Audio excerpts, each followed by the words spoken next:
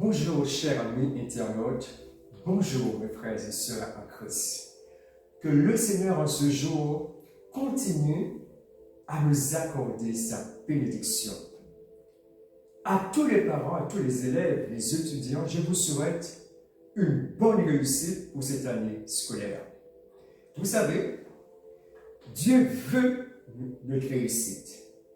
Que ce soit dans les études ou pour les autres projets de la vie, le mariage, le travail, les loisirs et autres.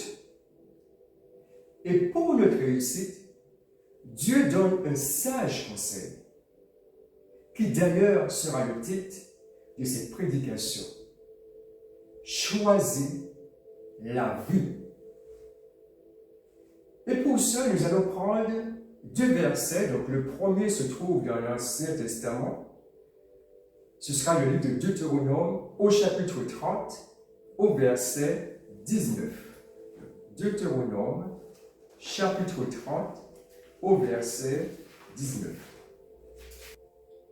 Alors, Deutéronome, chapitre 30, au verset 19, la parole de Dieu affirme « J'en prends aujourd'hui à témoin contre vous le ciel et la terre. J'ai mis devant toi la vie et la mort, la bénédiction et la malédiction. Choisis la vie, afin que tu vives toi et ta postérité. » Donc je disais que le titre, effectivement, de cette prédication, c'est « Choisis la vie ». Et nous allons voir un deuxième verset qui se trouve dans le livre de Luc, au chapitre 17, au verset 33. Celui qui cherchera à sauver sa vie la perdra, et celui qui la perdra la retrouvera. Amen. Amen.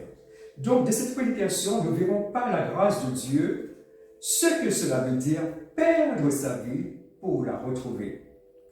Et en deuxième lieu, nous verrons pourquoi il est important de choisir la vie. Et enfin, pour terminer, nous examinerons deux exemples tirés de l'Évangile pour voir qu'il est possible aujourd'hui par la foi, bien sûr, de toucher la vie. Parce que la vie n'est pas restée comme ça, la vie s'est manifestée. Donc je disais, perdre sa vie, c'est quoi? Perdre sa vie, c'est parfois se séparer d'une personne, c'est abandonner une pratique, une habitude qui nous empêche de suivre fidèlement Jésus. Et le Seigneur, dans le livre de Matthieu, chapitre 5, au verset 29, nous allons voir qu'est-ce qu'il nous dit. Si ton œil droit est pour toi une occasion de chute, arrache-le et jette-le loin de toi. Car il est avantageux pour toi qu'un seul de tes membres périsse et que ton corps entier ne soit pas jeté dans la géhenne. Amen. Amen. Donc, bien sûr, c'est une image. Nous n'allons pas arracher nos bras, etc. Non, c'est une image que le Seigneur utilise pour montrer à chaque homme, à chaque femme, à chaque jeune et moins jeune, que pour gagner le royaume de Dieu, pour gagner le ciel, il faut une décision personnelle. Il faut renoncer à tout ce qui pourrait nous sembler peut-être le plus cher, mais qui nous empêche, qui peut être une entrave à notre marche chrétienne. Aucun sacrifice ne doit être trop grand. L'important pour nous, c'est de gagner le ciel, d'entrer dans le royaume de Dieu. Bien sûr, Jésus ne désire pas nous forcer. Il veut un engagement libre, réel, mais authentique, pour le servir et le suivre. Parce qu'il ne force pas, il ne brise pas, mais dans son amour immense, il nous dit, comme nous l'avons lu tout à l'heure, choisis la vie. Pas seulement pour un jour, pas seulement pour un mois, une année, mais tant que nous pouvons respirer, nous devons, chrétiens, choisir la vie. Ce n'est pas seulement quand tout va bien, gloire à Dieu. Et que survient l'épreuve, je le renie. Il faut choisir la vie dans la joie comme dans les peines. Quand le vent de l'adversité se soulève comme une tempête et que tout est calme, il faut suivre Jésus, qui est le bon berger et qui veut nous diriger, nous façonner, nous instruire et nous accompagner en toutes circonstances. Perdre sa vie, c'est encore faire le choix de sauver son âme. Je m'explique. L'homme est né pour aimer et adorer Dieu, son Créateur. L'homme est né pour avoir une relation privilégiée avec Dieu. Et quand l'homme n'a pas cette relation, son âme est assoiffée et affamée. Car l'homme n'est pas seulement un corps physique, mais l'homme est aussi un être spirituel, créé à l'image de Dieu. Et cela remonte dans le jardin d'Éden, quand Dieu a façonné l'homme. Et bien il est dit que Dieu a soufflé de ses narines et l'homme est devenu un être vivant. Donc l'homme a en lui, au-delà de cet aspect physique, l'homme a en lui une âme. Et la réalité, c'est que cette âme, elle ne cessera jamais d'exister. C'est une réalité, une certitude. Et cette âme, tant qu'elle n'a pas trouvé Dieu, eh bien, elle a un vide et un manque. L'âme, pour être comblée, doit avoir une relation permanente avec Dieu. Ce n'est pas pour un jour, 2 jours, et puis après je laisse tomber. Non, une relation permanente avec son Créateur. Et lorsque ce n'est pas le cas, il y a bien sûr ce vide intérieur. Alors, parfois, l'homme, pour combler ce vide, eh bien, il va essayer d'étancher sa soif vers toutes les sources du monde, vers toutes ces sources physiques et spirituelles. Il va de plaisir en plaisir, de débauche en débauche. Ainsi, parfois, l'homme passe de la cigarette à la drogue, de la masturbation à la pornographie, de l'horoscope à la voyance et à la divination, et que dirais-je encore? Mais toutes ces sources ne font que satisfaire la chair. Et la chair, l'homme et son âme restent toujours assoiffées et affamées tant qu'elle n'a pas trouvé Dieu. Le livre de l'Ecclésiaste nous fait part d'un roi qui avait tout expérimenté, tout ce que le monde pouvait offrir. Il passait le plaisir de la vie à la boisson. Il a même construit de magnifiques édifices. Il s'est amassé de fabuleux trésors. Il y avait des femmes à très grand nombre. Pourtant, l'heure du verdict arrive. Après avoir tout expérimenté, parce qu'il avait la puissance de le faire, il avait les finances nécessaires, après avoir tout expérimenté, eh bien, ce vide était encore là. Et ce roi dira, vanité de vanité, tout est vanité et poursuite du vent. Mais la bonne nouvelle aujourd'hui, il existe une source d'eau. Il existe une solution véritable aux besoins de notre âme. De plus que nous voyons que lorsque nous allons vers les sources du monde, il y a, je dirais, ces différentes sources, eh bien, nous mettent à la merci des puissances démoniaques qui veulent faire de nous leur habitation et entraînent toujours plus dans les ténèbres du péché. Et souvent, il y a des addictions. C'est ce que le péché fait. Le péché rend esclave. Mais aux bonnes nouvelles, il existe une source d'eau vive, unique, qui seule peut satisfaire les besoins de notre âme. Il existe un puissant sauveur capable de briser toutes les chaînes du péché. Cette source d'eau vive est Jésus-Christ.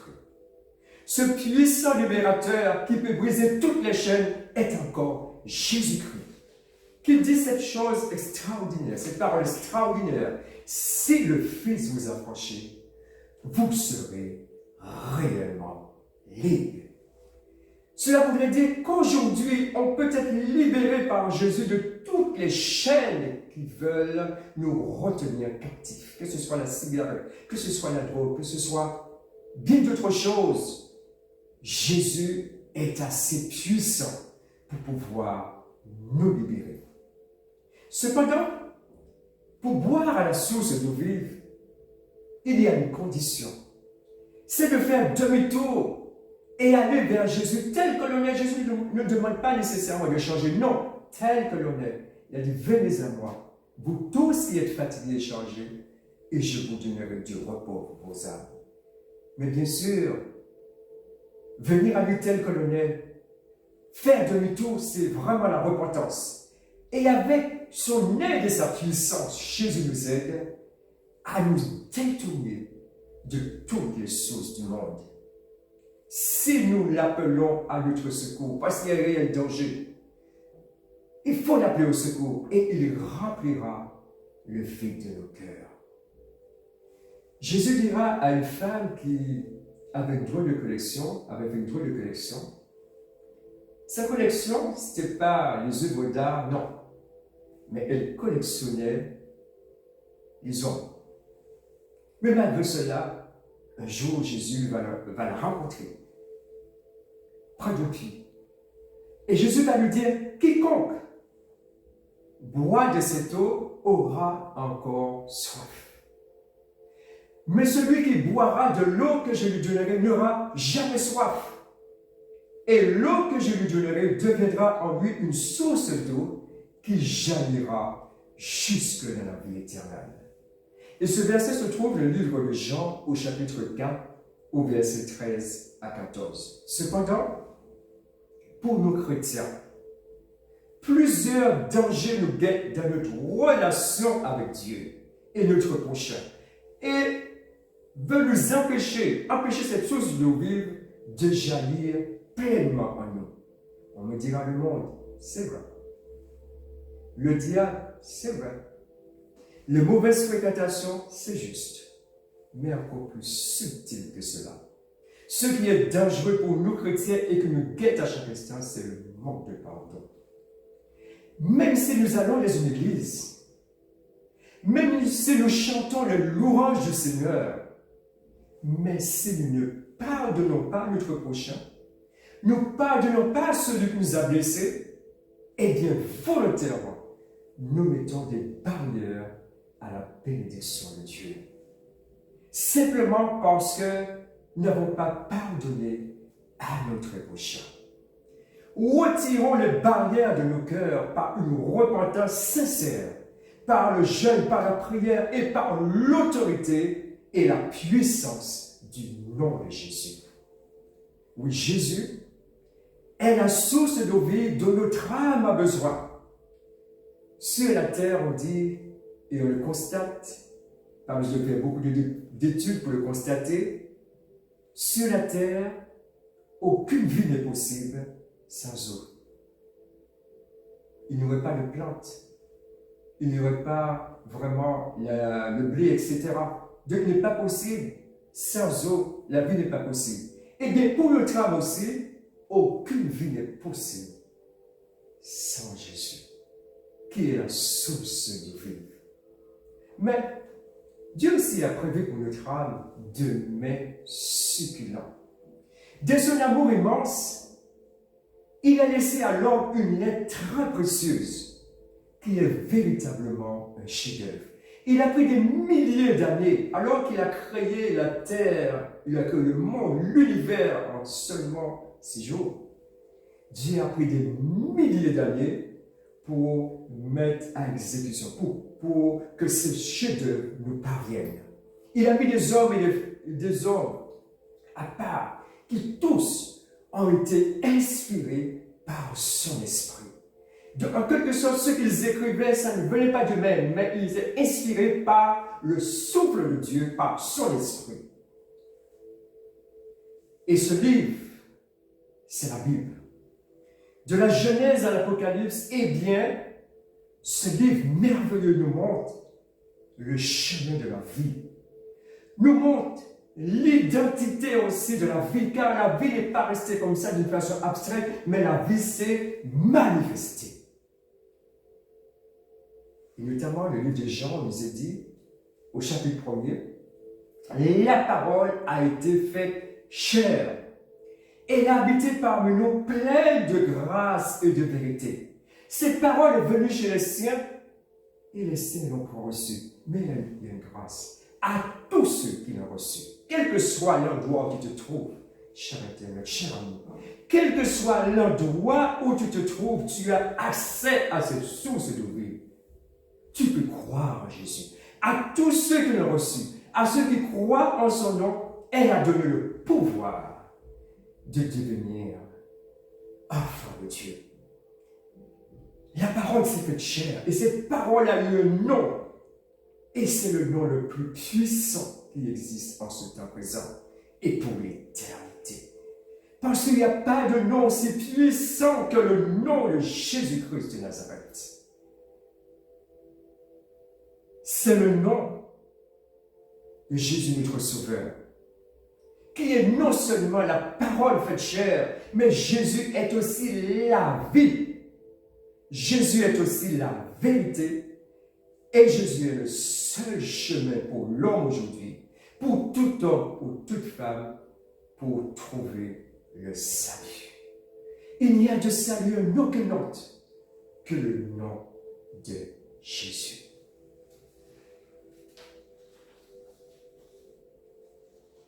La vie. Je vous ai dit tout à l'heure que la vie n'est pas quelque chose d'abstrait. Mais la vie, on peut la toucher, bien sûr par la foi. Et lorsqu'on la touche, elle change notre vie. Je vais m'expliquer par deux exemples que je prendrai des évangiles. Le premier exemple, c'est cette femme qui avait une perte de sang. Cette femme, depuis 12 ans, souffrait de cette maladie terrible, de se vider de son sang. Et ça vous disait. Elle avait tout dépensé pour voir les médecins. Mais peut-être elle allait voir des médecins de plus en plus réputés, mais aucune solution pour elle. Elle continuait à être malade. Rien ne se passait dans son corps. Et un jour, elle a entendu parler de Jésus. Elle a entendu parler de tous les miracles qu'il accomplissait. C'est ainsi que Jésus, qui est la vie, touchait les aveugles. Et les aveugles voyaient. Jésus, qui est la vie, touchait les lépreux. Et les lépreux étaient purifiés. Jésus, qui est la vie, touchait les morts. Et les morts ressuscitaient. Par-dessus tout, Jésus proclamait la bonne nouvelle de l'Évangile de lieu en lieu, de ville en ville, de village en village. Il proclamait la bonne nouvelle du royaume de Dieu. Et tout cela est parvenu un jour à la connaissance de cette femme, qui était malade, elle était condamnée par la médecine de son temps. Alors, vous savez, parfois on peut avoir des mauvaises idées, mais là, elle a une idée géniale. Une idée a germé de son esprit et elle se disait en elle-même, si je puis seulement toucher le bord de ses vêtements, je serai guérie. Elle avait la foi que si elle arrivait à toucher Jésus, quelque chose allait se passer. Elle allait trouver la guérison. Mais il y avait des obstacles. Elle était peut-être affaiblie par sa maladie. Il y avait des foules, et le jour qu'elle a décidé de partir, de toucher le Seigneur, eh bien, il y avait des foules qui suivaient le Seigneur. Il fallait qu'elle brave tous ces obstacles. Il y avait, de par sa maladie, normalement, sur la loi de Moïse, elle ne pouvait pas avoir contact avec les autres, même pas les toucher, sur la loi de Moïse. Mais il s'est dit, non, c'est ma dernière chance. Toucher Jésus, je suis sûr que quelque chose va se passer. Alors, on peut imaginer cette femme, malgré sa faiblesse, malgré toutes ces choses, elle se fraye un chemin parmi la foule. Même pas la foule, les foules, parce qu'ils étaient admiratifs de ce que Jésus accomplissait. Et des foules le suivaient. Alors, cette femme va se frayer un chemin, et voir le Seigneur peut-être à 100 mètres, 90 mètres, 10 mètres, 1 mètre. Et je mettrai à exécution ce que j'ai pensé. Elle n'a pas seulement pensé, mais elle a eu l'action. Et quand elle a touché Jésus à l'instant même, elle a été guérie. Et Jésus dira, parce que les foules le suivaient, Jésus n'avait pas de garde rapproché. Des foules, des gens le touchaient comme ça, mais Jésus va sentir quelque chose. Qui m'a touché? Parce qu'il a senti une force sortie de lui. Qui m'a touché?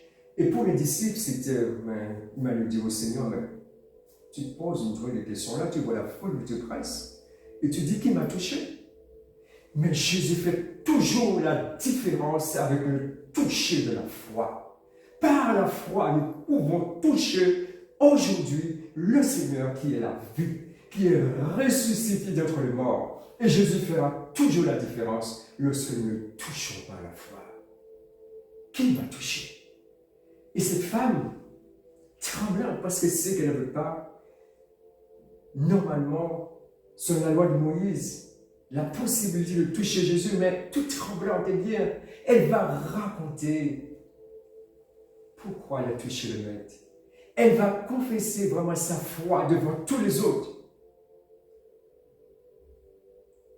Là où le médecin ne pouvait rien faire pour cette femme, en un instant, elle fut guérie par la puissance du Seigneur Jésus.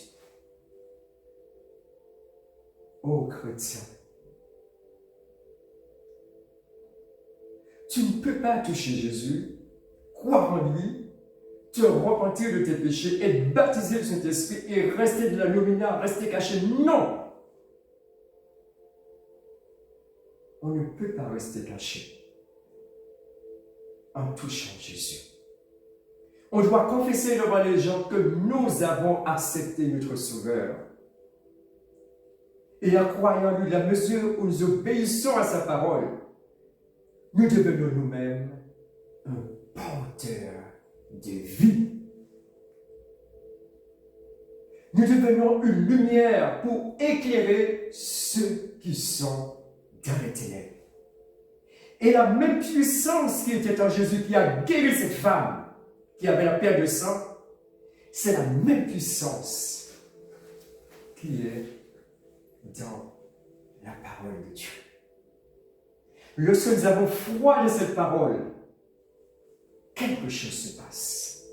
De plus, de son temps, cette femme avait la possibilité de toucher le Seigneur. Aujourd'hui, nous ne pouvons pas. Mais une chose est sûre, le même Jésus que cette femme a touché, c'est ce même Jésus qui est ressuscité d'entre les morts. Et il est le vivant. Et lorsqu'il apparaît à Jean, dans le livre de l'Apocalypse, il dira ceci: j'étais mort et je suis vivant au siècle des siècles. Il est vivant au siècle des siècles. Cela veut dire que même ils l'ont arrêté, ils l'ont crucifié, ils l'ont mis dans le tombeau, mais Jésus n'est pas dans la tombe. On pourrait parcourir tous les centimètres cubes d'Israël, on ne retrouvera pas les ossements de Jésus. Parce qu'aujourd'hui, il est réellement ressuscité. Aujourd'hui, il est réellement vivant. Et il peut toucher, il peut transformer, il agit, il sauve, il guérit, il pardonne. C'est ce Jésus-là que nous connaissons les chrétiens. Il est vivant au siècle des siècles.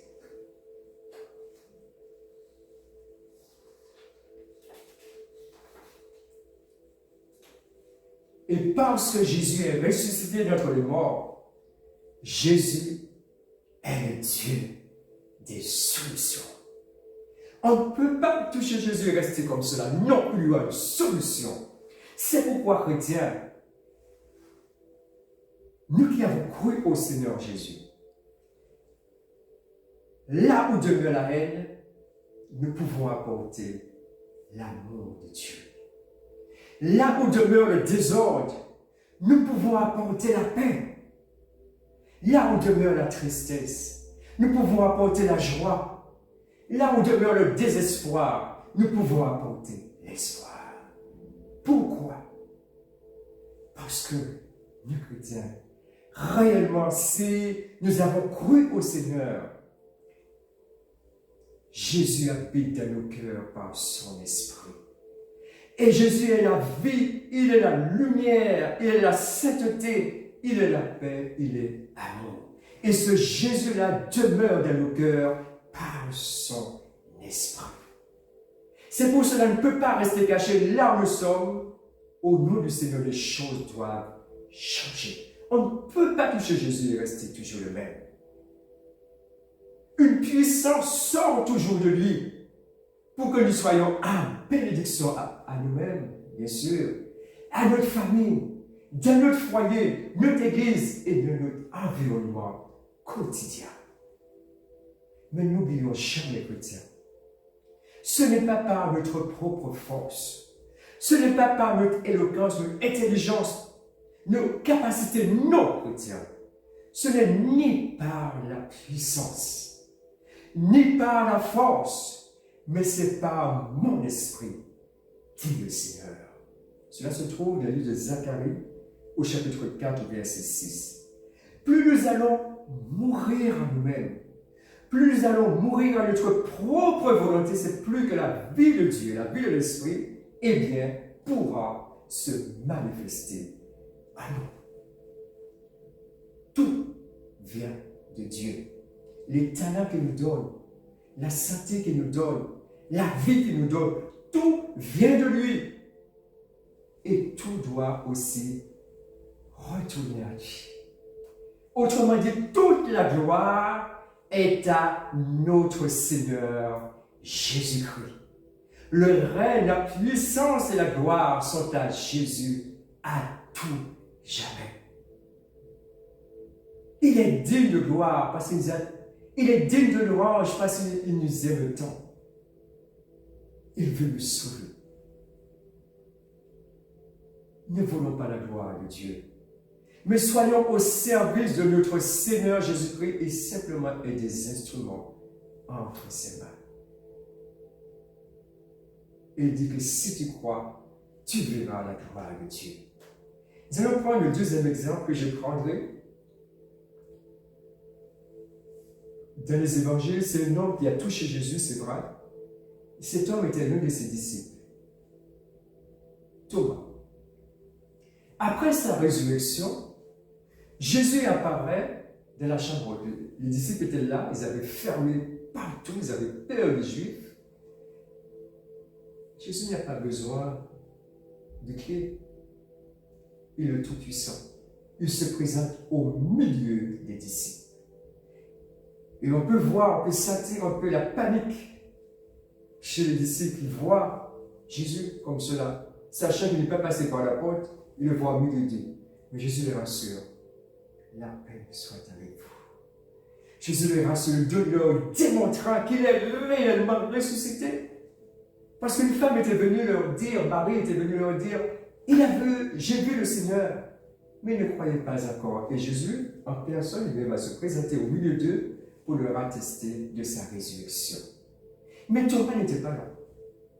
Et Thomas, lorsque les disciples vont lui raconter cela, eh bien, Thomas n'a pas cru. Et lui-même va fixer ses conditions. Il va dire, si je ne vois la marque des clous dans ses mains, si je ne mets mon doigt à la place des clous et ma main de son côté, je ne crois point. Les disciples m'ont dit à Jésus, ils ont simplement dit cela à Thomas.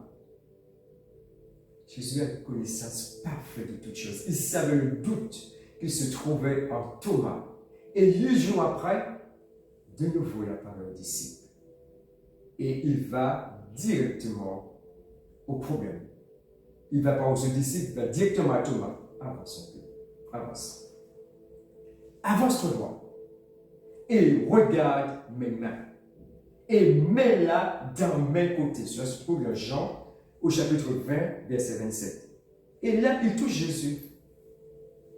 Là, une partie de ses sens, ses biens sont sollicités. Il voit, il touche, il entend tout cela. Et les conceptions erronées de Thomas tombent. Il s'écrit même, mon Seigneur et mon Dieu. La vraie foi n'est pas obtenue par le sens, par le toucher, le doigt, etc. Non. La vraie foi, la foi véritable, c'est comme un enfant, avoir une foi d'enfant. Crois simplement que tout ce que Dieu affirme de sa parole est vérité, parce que Jésus n'est pas seulement la vie, Jésus est le chemin, mais il est aussi la vérité avec un grand V. Aucune forme de mensonge ne demeure en Jésus. Il est la vérité. La foi amène des résultats tangibles. Lorsque nous touchons Jésus, il y a une transformation. Il y a un renouvellement de la vie de notre vie. Et ce toucher doit être quotidien lorsque nous allons vers notre Seigneur en disant sa parole. Eh bien, nous examinons, il révèle notre état. Eh bien, il nous transforme. Il nous aide à avancer sur le chemin de la vie. Alors, chrétiens, et ceux qui ne sont pas encore chers amis internautes, ne te contente pas seulement d'accompagner Jésus, comme les foules qui l'accompagnaient. Des milliers d'hommes l'accompagnaient, mais rien ne se passait. Pourquoi? Parce qu'il l'accompagnait simplement par, comment dirais-je, curiosité, par intéressement. Parce que ce même Jésus-là, eh bien, il avait nourri des milliers d'hommes seulement avec 5 pains et quelques poissons. Donc il y avait un intéressement particulier et rien ne se passait. Mais touchons Jésus réellement par la foi. Et quelque chose va se passer de notre vie. Quelque chose va se passer de notre environnement. Touchons-le parce que ce Jésus est réellement aussi puissant qu'avant. Il n'a pas perdu un iota de sa puissance. Un iota. Il est toujours le Dieu tout-puissant, l'alpha et l'oméga, le premier et le dernier, le commencement et la fin. Et il n'y a pas de nom aussi puissant que le nom de Jésus de Nazareth. Tous ceux qui suivaient Jésus par intéressement ou par curiosité n'ont pas vu leur vie changer. Mais la femme qui a touché Jésus par la foi, non seulement elle a été guérie de sa maladie, mais elle a été sauvée. C'est cela, choisir la vie. Autrement dit, choisir la vie, c'est choisir Jésus, qui est tout en même temps, la paix, la joie, tout ce que notre âme aspire. Et il est celui qui remplit le vide de nos cœurs. Il y a un homme, philosophe français, qui disait ceci, Blaise Pascal. L'homme a en lui un vide qui a la forme de Dieu. Et ce vide doit être comblé en choisissant celui qui est la vie, c'est-à-dire Jésus-Christ. Pas besoin de raisonner comme Thomas. Jésus ne reviendra plus pour nous dire « Voyez mes mains ». Non, il a tout laissé. C'est à nous de lui faire confiance. À nous de croire en lui. Choisis la vie.